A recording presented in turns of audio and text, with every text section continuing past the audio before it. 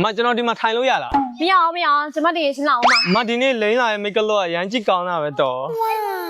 ရလာထိုင်ကျမတကယ်ရှင်းလာရင်တူချစ်ပြီးထိုင်မယ်နော်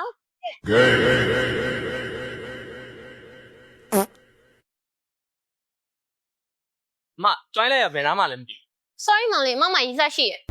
โอเคမောင်းဝက်ထားရမ်းလာ အဲ့တကယ်ချင်းငါလိုက်ပို့ပေးမယ်လေလာပါ